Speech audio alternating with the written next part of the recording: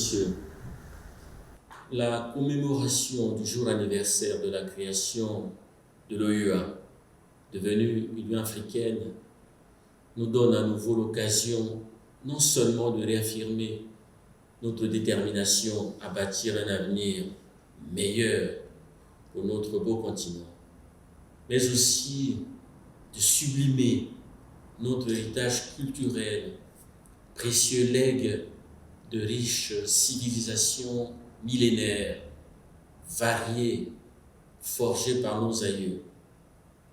Cette commémoration revêt cette année un cachet particulier par la singularité de son thème qui proclame, je cite, « Justice et réparation pour les Africains et les personnes d'ascendance africaine ».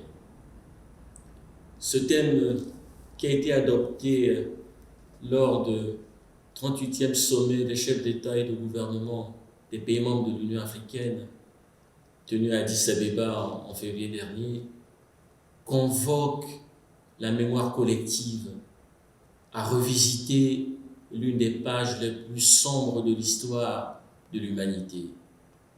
Une page que personne n'a le droit d'oublier, à savoir la déportation massive des Africains vers les Amériques et leur cruelle soumission à un esclavage brutal.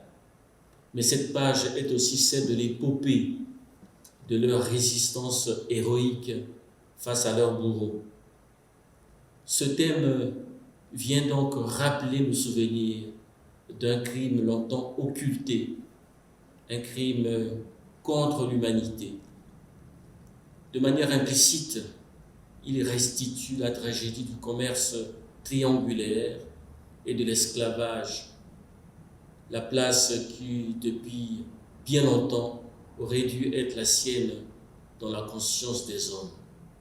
C'est pour répondre à notre devoir de mémoire, pour empêcher l'oubli, mais aussi pour réclamer justice, que ce thème a été instruit.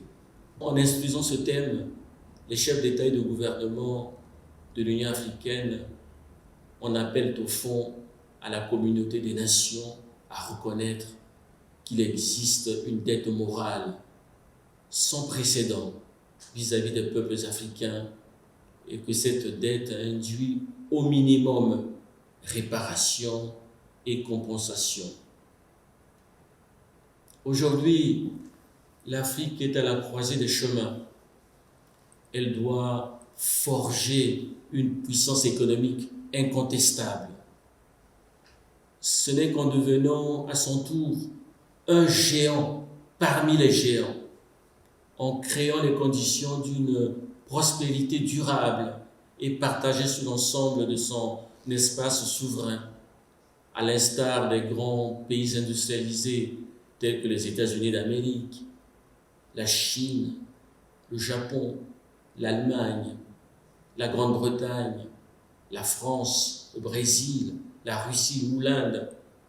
Pour ne citer que ces exemples, ce n'est qu'en devenant à son tour un géant, disais-je, parmi les géants, notamment sur le plan économique, que l'Afrique contribuera au rééquilibrage des rapports dans le monde. Comme l'a récemment déclaré l'excellent Théophile Obenga, l'historique projet des États-Unis d'Afrique, légué par les pères fondateurs de l'Union africaine, ne peut pas être un sujet tabou.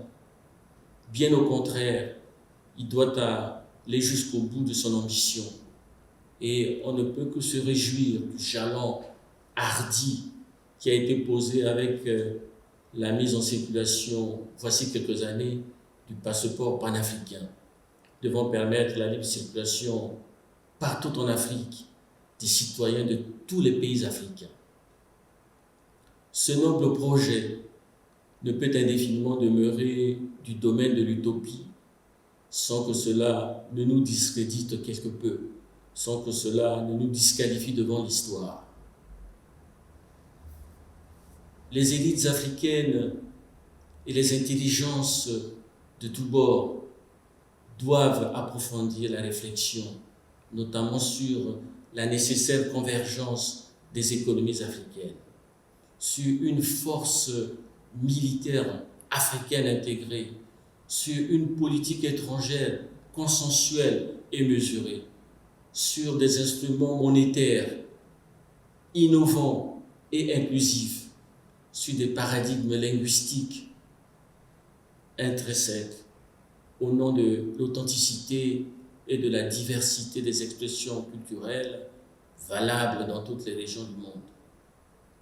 Enfin, l'Afrique ne peut se permettre de perpétuer elle-même la balkanisation de son territoire et l'écartèlement de ses peuples, tel que cela avait été décidé à la conférence de Berlin, voici bientôt un siècle et demi. Car voilà précisément l'une des sources principales de son affaiblissement continu. Bien au contraire, à l'heure des grands ensembles et des grands blocs, notre continent doit se libérer de lui-même et cesser d'être prisonnier de ces frontières étriquées qui rendent stérile toute grande ambition. Constant dans son engagement pour la cause de l'unité africaine, le Congo poursuivra invariablement son combat aux côtés des autres pays du continent pour l'intégration effective des économies et pour l'émancipation intégrale des peuples. Mesdames et messieurs, le destin de l'Afrique est pour l'essentiel entre nos mains. Ensemble, répondons à l'appel de l'histoire et faisons de l'Afrique l'une des puissances incontournables du Sud global. Vive l'Union africaine, vive l'Afrique, je vous remercie.